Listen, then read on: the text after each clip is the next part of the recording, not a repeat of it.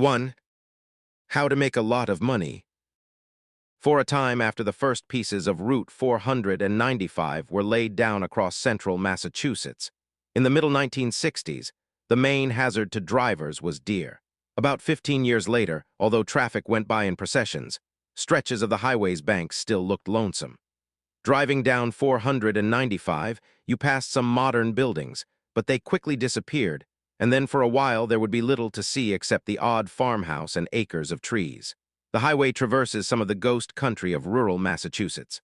Like Troy, this region contains evidence of successive sackings.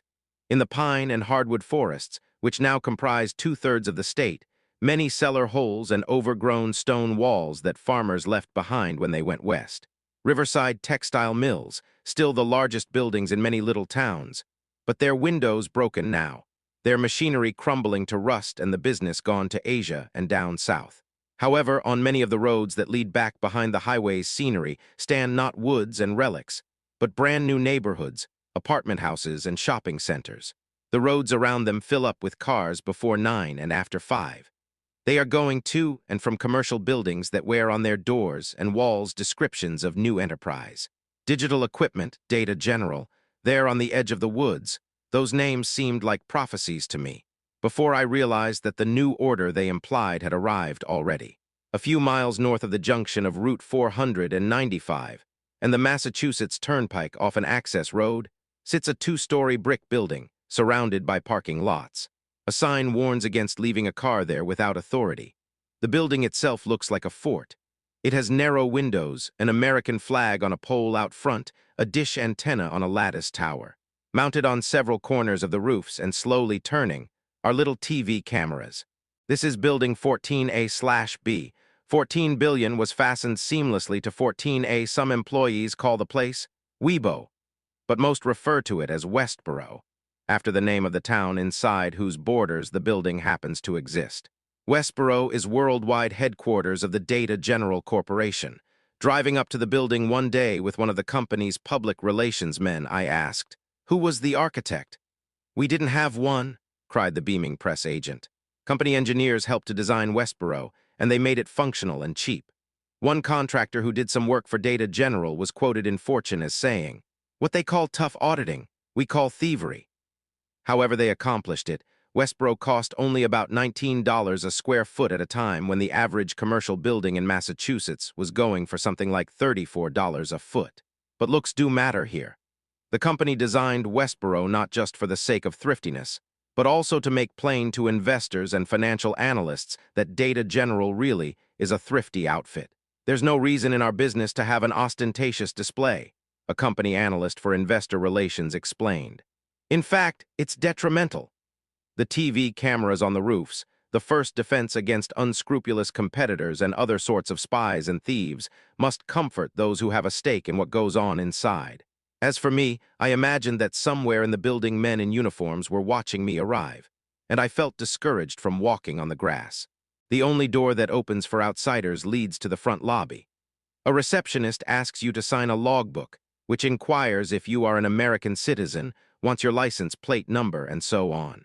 Still, you cannot pass the desk and enter the hallways beyond, not until the employee you want to see comes out and gives you escort.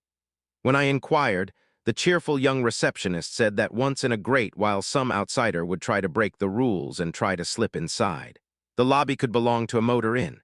It has orange carpeting and some chairs and a sofa upholstered in vinyl, on which salesmen and would-be employees languish, awaiting appointments. Now and then, a visitor will stand and gaze into a plastic case. It contains the bare bones of a story that will feed the dreams of any ambitious businessman. The first Nova reads a legend on the case. Inside sits a small computer about the size of a suitcase with a cathode ray tube, a thing like a television screen, beside it. A swatch of prose on the back wall inside the case explains that this was the first computer that Data General ever sold. But the animal in there isn't stuffed. The computer is functioning, lights on it softly blinking as it produces on the screen beside it a series of graphs. 10 years' worth of annual reports, a prasis of Data General Corporation's financial history. Left to their own devices, the engineers who worked in the basement of Building 14A/B could surely have produced a flashier display. But a visitor from Wall Street, who had never paid attention to this company before might have felt faint before the thing. The TV screen was blue. The graphs, etched in white, appeared in rotating sequence, and each one bore a name. Cumulative computers shipped since our founding started with 100 in 1969 and went right up to 70,700 in 1979. The image vanished. Net sales appeared to show that revenues had ascended without a hitch from nothing in 1968 to $507.5 million in 1979. That graph went away, and in its place came one describing profit margins. These hardly varied. The profits just rolled in year after year, along a nearly straight line at about 20% before taxes of those burgeoning net sales. Someone unaccustomed to reading financial reports might have missed the full import of the numbers on the screen, the glee and madness in them. But anyone could see that they started small and got big fast. Mechanically, monotonously, the computer in the case was telling an old familiar story, the international materialistic fairy tale come true. The first modern computers arrived in the late 1940s, and although many more or less single-handed contributions fostered the technology, they did so mainly in the shade of a familiar association in America among the military, universities, and corporations. On the commercial side, IBM quickly established worldwide hegemony. It brought to computers the world's best sales force, all dressed in white shirts and blue suits. For some years, the computer industry consisted almost exclusively of IBM and several smaller companies. IBM and the Seven Dwarfs, business writers like to say. Then in the 1960s, IBM produced a family of new computers called the 360 line. It was a daring corporate undertaking. "We're betting the company," one IBM executive remarked. Indeed, the project cost somewhat more than the development of the atom bomb, but it paid off handsomely. It guaranteed for a long time to come IBM's continued preeminence in the making of computers for profit. Meanwhile, though, new parts of the business were growing up and out from under IBM. In the early days, computers inspired widespread awe, and the popular press dubbed them giant brains. In fact, the computer's power resembled that of a bulldozer. It did not harness subtlety, though subtlety went into its design. It did mainly bookkeeping and math by rote procedures, and it did them far more quickly than they had ever been done before. But computers were relatively scarce, and they were large and very expensive. Typically, one big machine served an entire organization. Often it lay behind a plate glass window, people in white gowns attending it, and those who wished to use it did so through intermediaries. Users were like supplicants. The process could be annoying. Scientists and engineers, it seems, were the first to express a desire for a relatively inexpensive computer that they could operate themselves. The result was a machine called a minicomputer. In time, the demand for such a machine turned out to be enormous. Probably IBM could not have controlled this new market the way it did the one for large computers. As it happened, IBM ignored it, and so the field was left open for aspiring entrepreneurs. Often, in this case, young computer engineers who left corporate armies with dreams of building corporate armies of their own. For many years, sociologists and others have written of a computer revolution, impending or in progress. Some enthusiasts have declared that the small, inexpensive computer inaugurated a new phase of this upheaval, which would make computers instruments of egalitarianism. By the late 70s, practically every organization in America had come to rely upon computers, and ordinary citizens were buying them for their homes. Within some organizations, small bands of professionals had exercised absolute authority over computing, and the proliferation of small computers did weaken their positions. But in the main, computers altered techniques and not intentions, and in many cases served to increase the power of executives on top and to prop up venerable institutions. A more likely place to look for radical change was inside the industry actually producing computers. Generally, that industry grew very big and lively, largely because of a single invention. Shortly after World War II, decades of investigation into the internal workings of the solids yielded a new piece of electronic hardware called a transistor. For its actual invention, 3 scientists at Bell Laboratories won the Nobel Prize. Transistors, a family of devices, alter and control the flow of electricity in circuits. One standard rough analogy compares their action to that of faucets controlling the flow of water in pipes. Other devices then in existence could do the same work, but transistors are superior. They are solid. They have no cogs and wheels, no separate pieces to be soldered together. It is as if they are stones performing useful work. They are durable, take almost no time to start working, and don't consume much power. Moreover, as physicists and engineers discovered, they could be made very small, indeed microscopic, and they could be produced cheaply in large quantities.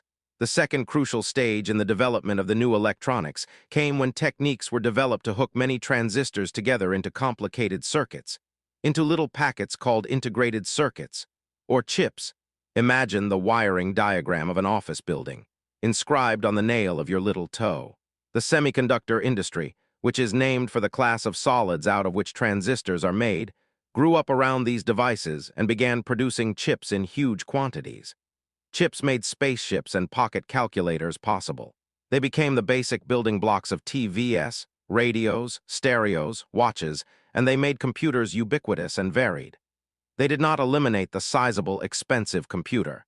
They made it possible for the likes of IBM to produce machines of increased speed and capability, and still make handsome profits without raising prices much. At the same time, the development of chips fostered an immense and rapid growth of other kinds of computing machines. After mainframes, as the big computers were known, came the cheaper and less powerful minicomputers. Then the semiconductor firms contributed the microprocessor, the central works of a computer executed on a chip. For a while, the three classifications really did describe a company's products and define its markets. But then mainframers and microcomputer companies started making minis, and minicomputer companies added micros and things that looked like mainframes to their product lines. Meanwhile, a host of frankly imitative enterprises started making computers and gear for computers that could be plugged right into systems built around the wares of the big successful companies. These outfits went by the names of plug compatibles and third-party peripheral manufacturers. Those who lost some business to them called them knockoff companies. Probably they helped maintain competition in prices. Many software houses sprang up to write programs that would make all those computers actually do work. Many customers, such as the Department of Defense, wanted to buy complete systems, all put together and ready to run with the turn of a key. Hence the rise of companies known as original equipment manufacturers, or OEMs. They'd buy gear from various companies and put it together in packages. Some firms made computer systems for hospitals. Some specialized in graphics, computers that draw pictures, and others worked on making robots. It became apparent that communications and computing served each other so intimately that they might actually become the same thing. IBM bought a share in a satellite, and that other nation-state, AT&T, the phone company, started making machines that looked suspiciously like computers. Conglomerates, of which Exxon was only the largest, seemed determined to buy up every small computer firm they could. As for those who observed the activity, they constituted an industry in themselves. Trade publications flourished. They bore names such as Datamation, Electronic News, Byte, Computer Mania. IBM, one executive of a mainframe company once said, represented not competition, but the environment. And on Wall Street and elsewhere, some people made a business solely out of attempting to predict what the environment would do next. I once asked a press agent for a computer company what was the reason for all this enthusiasm. He held a hand before my face and rubbed his thumb across his fingers. "Money," he whispered solemnly. "There's so goddamn much money to be made." Examples of spectacular success abounded. The industry saw some classic dirty deals and some notable failures, too. RCA and Xerox lost about $1 billion apiece and GE about $500 million making computers. It was a gold rush. IBM set up two main divisions, each one representing the other's main competition. Other companies did not have to invent competitors and did somewhat more of their contending externally. Some did sometimes use illicit tools. Currying favor, seeking big orders for chips. Some salesmen of semiconductors, for instance, were known for whispering to one computer maker news about another computer maker's latest unannounced product. Firms fought over patents, marketing practices, and employees, and once in a while someone would get caught stealing blueprints or other documents. And for these and other reasons, computer companies often went to court. IBM virtually resided there. Everyone sued IBM, it seemed. The biggest suit, the Jarndyce v. Jarndyce of the industry, involved the Justice Department's attempt to break up IBM. Virtually an entire large law firm was created to defend IBM in this case. which by 1980 had run 10 years and had been in continuous trial for several. Data General took its place in this bellicose land of opportunity in 1968 as a minicomputer company. By the end of 1978, this increasingly undescriptive term could in some senses be applied to about 50 companies. Their principal but by no means their only business, the manufacture and sale of small computers, had grown spectacularly, from about $150 million worth of shipments in 1968 to about $3.5 billion worth by 1978.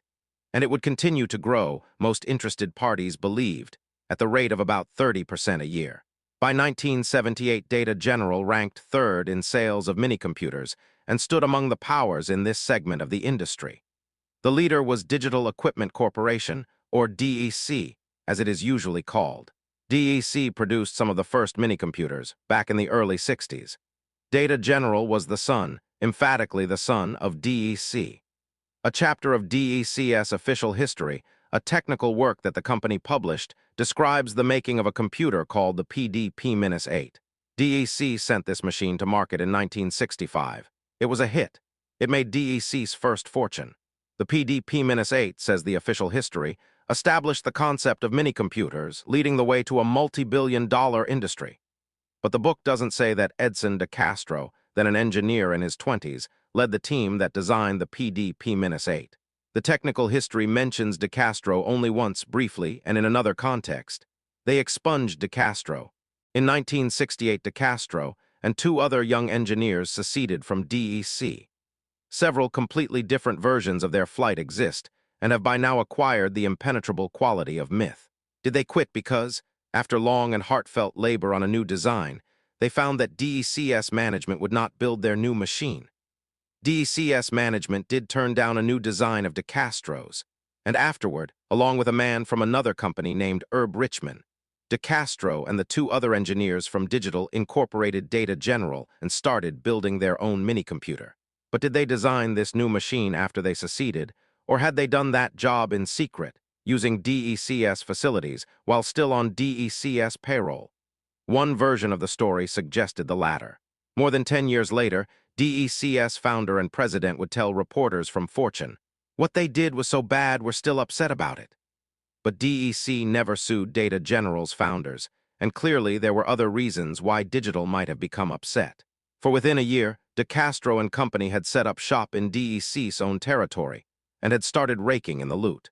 They rented space in what had been a beauty parlor in the former mill town of Hudson, Massachusetts. Practically all that remains of that time is a black and white photograph of this first headquarters. In the foreground stand four young men with short hair, wearing white shirts and skinny ties and the sort of plain black shoes that J. Edgar Hoover's men favored. They are engaged in what is obviously meant to look like routine conversation. The linoleum floor, the metal furniture, evoke motor vehicle departments, and the youths in the picture could be members of some junior chamber of commerce, playing capitalists for a day. Not shown in this bemusing picture is the shrewd and somewhat older lawyer from a large New York firm who helped Data General's founders raise their capital, and who became a crucial member of their team. What also doesn't show is the fact that some of these young men were already computer engineers of no mean repute. Their age, in this case, was no impediment, for computer engineers, like athletes, often blossom early. They started Data General at an auspicious time. In the late 1960s, the period memorialized in John Brooks's The Go-Go Years. Venture capital, among other things, abounded, and although they started out with only $800,000, more lay in reserve. They also entered a good territory for fledglings. They could not have dreamed of moving in on IBM's markets without truly vast amounts of capital. But the people who bought minicomputers, engineers, scientists, and mainly purchasing agents of OEMs, understood the machines. A new manufacturer could reach them through relatively inexpensive ads in the trade journals, and didn't need to build a service organization right away, since these customers could take care of themselves. These were also the sorts of customers who could be expected to embrace a newcomer if the price was right. They'd prefer a bargain to a brand name. But around the time when Data General established itself in the beauty parlor, other entrepreneurs were starting up minicomputer companies at the rate of about one every 3 days. Only a few of those other new outfits survived the decade, whereas Data General, before it had exhausted its first and fairly modest dose of capital, achieved and never fell from that state of grace, a positive cash flow. Why? The company's first machine, the Nova, had a simple elegance about it that computer engineers I've talked to consider admirable for its time.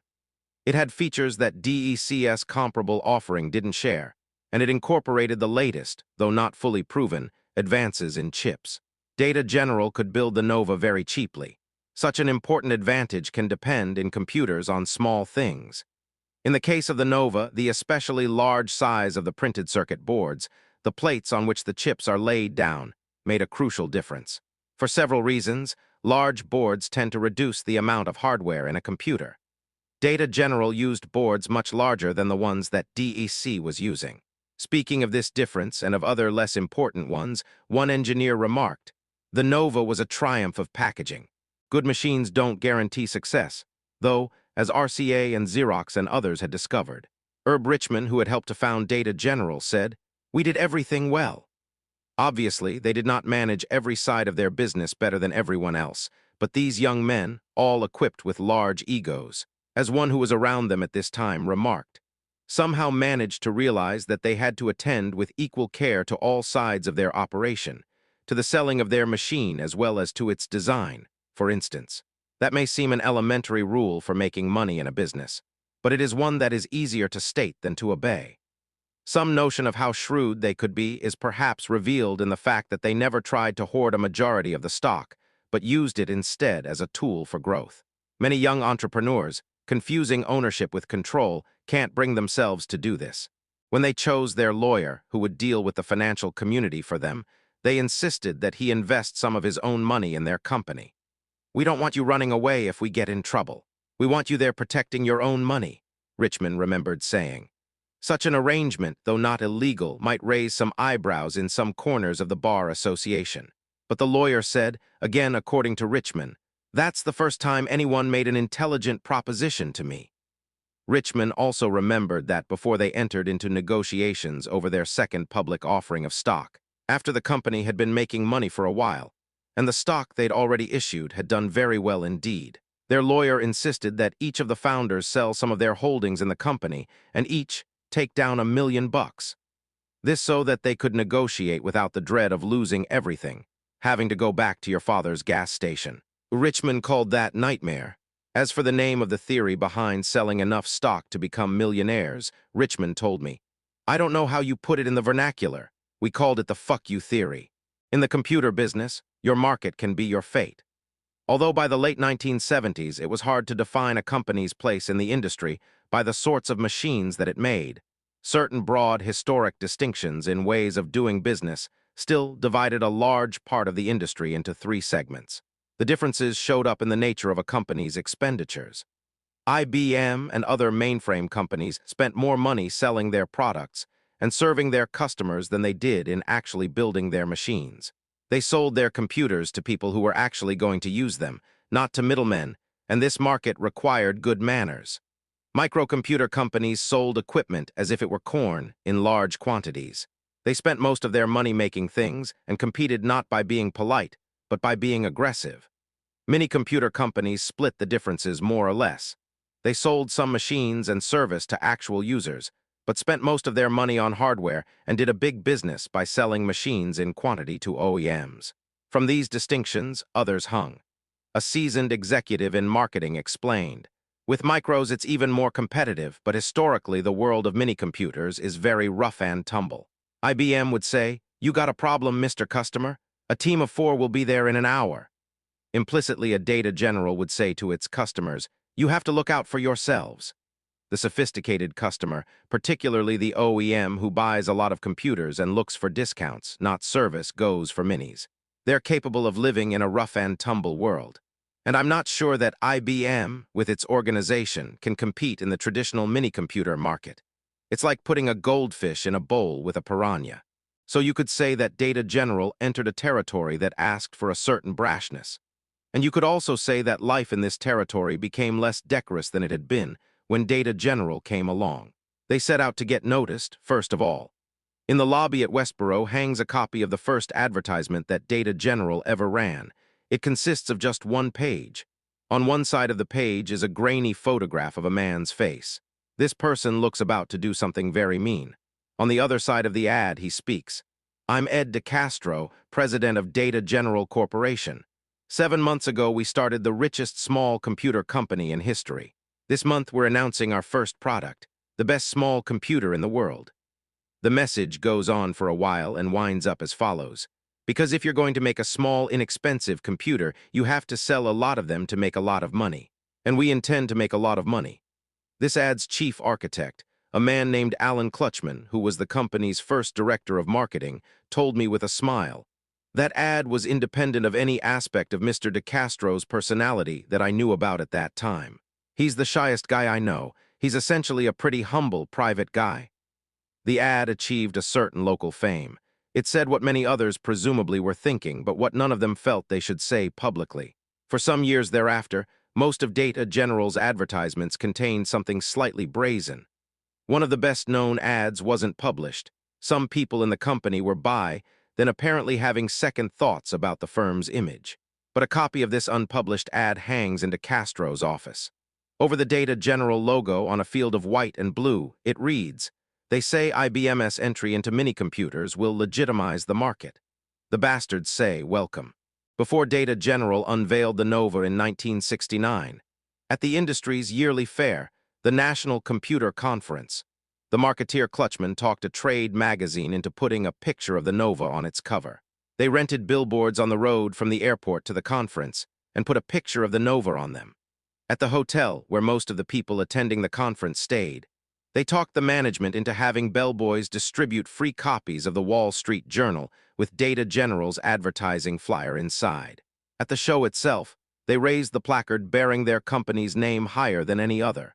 When it came to pricing their machine, they announced extraordinary discounts for customers who bought machines in quantity. Never mind that customers had to buy a virtual warehouse of Novas to get the truly big discount.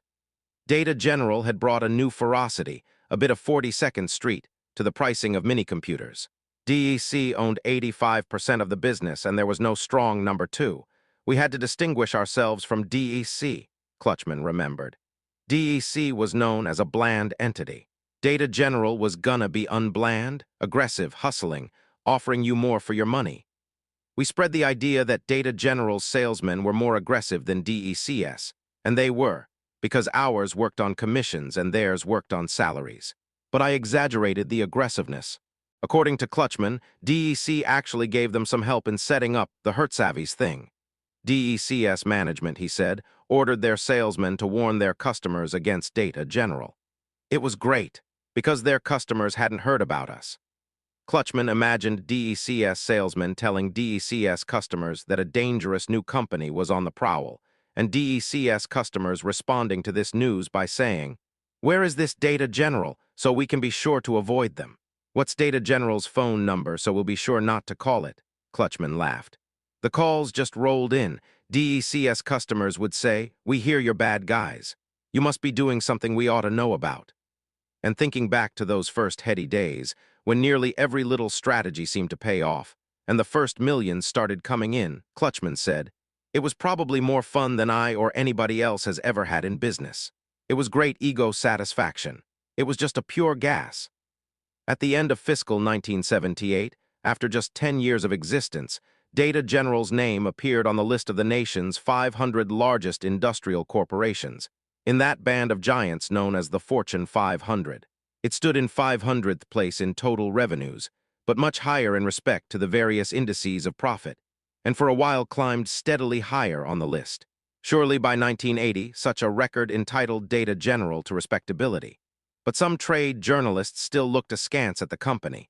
One told me Data General was widely known among his colleagues as the Darth Vader of the computer industry. Investors still seemed jittery about Data General's stock. An article published in Fortune in 1979 had labeled Data General the upstarts, while calling DEC the gentlemen. The memory of that article, particularly the part that made it sound as if Data General routinely cheated its customers, still rankled Herb Richman. Building 14A/B is essentially divided into an upstairs and a downstairs, and in one corner of the upstairs the corporate officers reside. A wall of glass separates them from the rest of the company. There is no mahogany here. If there is ostentation in the boss's quarters, it is ostentation in reverse. The table in their conference room, it was proudly said, was the same that they had used when the company was small. Richmond's office was comparatively plush, but saying, "We consider ourselves the Robert Hall of the computer industry." Richmond pointed out that he had paid for all his furnishings himself, and that what looked like paneling on his walls was really just wallpaper. Among the founders of the company, only De Castro, the much-talked-about president, and Richmond remained engaged in daily operations. Richmond had come up through the industry in sales, a super salesman, some called him, and he had created and run Data General's sales force, which was known if not notorious for its aggressiveness. Curly-haired, trim, and in his 40s, Richmond wore a nicely tailored denim jacket and no tie. "I'm one of the few guys that money made a nice guy out of," he said. "Before, I was just driven, clawing. Success has made me more rational and introspective." He remarked that not long ago he had been playing tennis with a man who had seemed to him just an ordinary fellow. But then he had found out that the man was actually president of an oil company. "And it was one of the largest oil companies in the world, and I was just in awe of him," said Richmond. He added softly, "And yet I bet my net worth greatly exceeded his." The stock that Richmond himself owned in Data General was worth about $13 million then. But he seemed to say he was unhappy with the way certain organs of the press depicted his company's achievements. They were, Richmond believed, too often depicted as ruffians, not as merely rough, which they were proud to be. "We agree that a lot of things we've done around here are wild," he said, "but we can't understand why we're tabloid instead of the New York Times." Some part of Data General's reputation was easy to explain. The company had promoted it themselves, and maybe it had gotten a little out of hand. Richmond suggested, "We've done so much so well for so long that everyone seems to think we have to be doing something illegal." A good point, but not a full accounting. Some years back, in the early 70s, a company called Kerenix accused Data General's officers of arranging the burning of a factory. Kerenix had been making computers that performed almost identically to Data General machines. The theory was that Data General had taken a shortcut in attempting to get rid of this competitor. In time, the courts found no basis for those charges and dismissed them. Indeed, it seemed preposterous to think that the suddenly wealthy executives of Data General would risk everything, including jail and resort to arson, just to drive away what was, after all, a small competitor. But Wall Street didn't see it that way, apparently. When Kerenix made its accusation, Data General's stock plummeted. There was such a rush to unload it that the New York Exchange had to suspend trading in it for a while.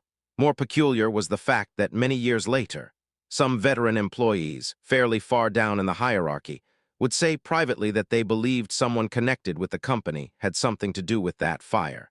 Not the officers, but some renegade within the organization. They had no basis for saying so, no piece of long-hidden evidence. It seemed to me that this was something that they wanted to believe. I got this feeling more than once. Turning down the road to Building 14A/B one day, a veteran engineer pointed out the sign that warned against unauthorized parking. "The first sign you see says don't," he remarked. He imagined another sign by the road. It would say, "Use of excessive force has been approved." The engineer laughed and laughed at the thought. In a land of tough and ready companies, theirs, some of Data General's employees seemed to want to think, was the toughest and the readiest around. Certainly Data General's reputation had other underpinnings besides advertisements and imagination. In an industry where sharp marketing practices were common, Data Generals were as sharp as any, and by the late 1970s, competitors were challenging some of them in federal court. To the contention, leveled in fortune, that Data General played especially rough with its customers, it was only fair to add that many of Data General's customers knew very well what sort of market they were in. And moreover, it was clear that the company could not have survived if most of its customers had not felt at least fairly satisfied. But Data General was litigious toward customers as well as others. "Sure," said Richmond, "if people don't pay us or breach our contract, we litigate 'em." They did so at least in part to assure Wall Street that they weren't the sort of company that would accumulate a crippling number of bad debts.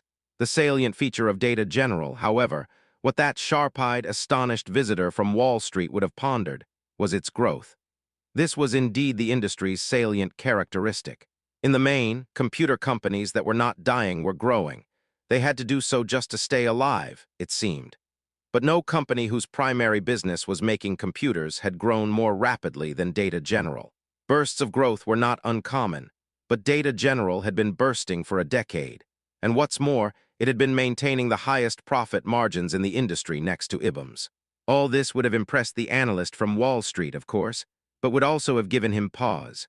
Building 14A/B and its sparse furnishings, the facts that Data General paid its stockholders no dividends, and that its top managers dispensed to themselves and other officers exceptionally small salaries, meting out rewards in the form of stock instead. All were signs of a common purpose. The company had displayed extravagance when it came to financing its tendency to go to court.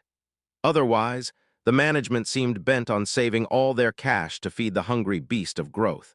And of course, the more this beast gets fed, the bigger it becomes, the more it wants to eat.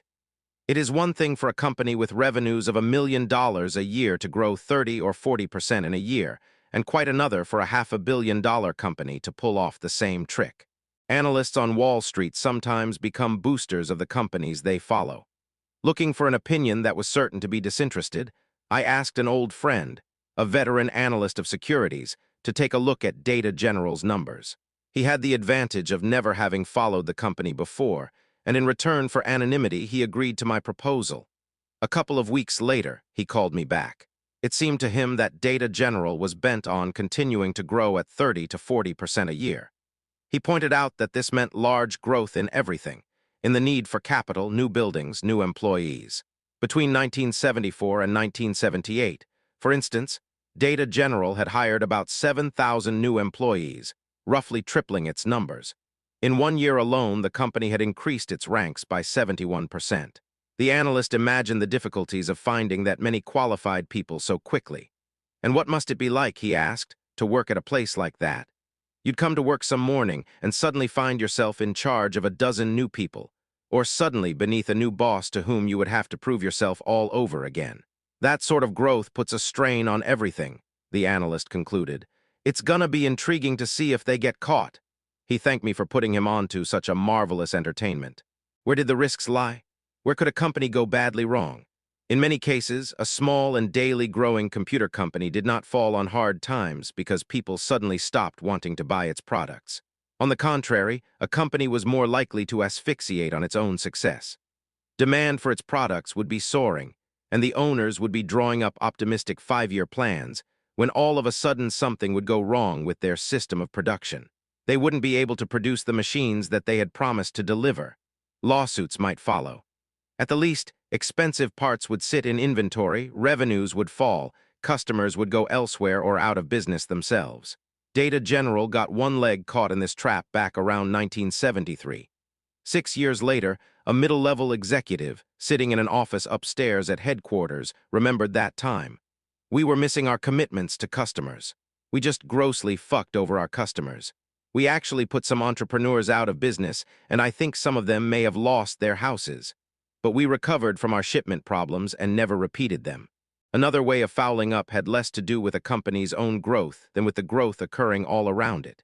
From observers of the industry came such comments as, "Things change fast in the computer business. A year is a hell of a long time. It's like a year in a dog's life." In every segment of the industry, companies announced small new products for sale every day. Companies brought out new lines of computers, much more powerful than the ones they replaced, only every few years or so. But considering all the work that went into them, and the fact that they required a redirection of effort throughout a company, the pace at which these major announcements came was very rapid too. Conventional wisdom held that if a company fell very far behind its competitors in producing the latest sorts of machines, it would have a hard time catching up. And failure to stay abreast could have serious consequences, because major new computers played crucial roles in the other business of the companies. They helped them sell all their little products, and often their older types of machines. At some companies, the task of guarding against this sort of crisis fell mainly to engineers, working below decks, as it were. Executives might make the final decisions about what would be produced, but engineers would provide most of the ideas for new products. After all, engineers were the people who really knew the state of the art and who were therefore best equipped to prophesy changes in it. At Data General, an engineer could play such an important role. It was there for the taking. The president, De Castro, liked self-starters, it was said. Initiative was welcomed at Data General, and in the late 70s it appeared that the company had need of some initiative from its engineers. For Data General was in a bind. The firm had fallen behind the competition. It hadn't yet produced the latest big thing in minicomputers. Early in 1979, the businessman who told me about Data General's problems and recovery back in '73 hit upon a heroic metaphor for success in the computer business. The major thing, he said, is avoiding the big mistake. It's like downhill ski racing. Can you stay right on that edge beside disaster? At Data General, we keep coming up with these things that are basically acts of recovery. What Tom West and his people are doing is a great act of recovery.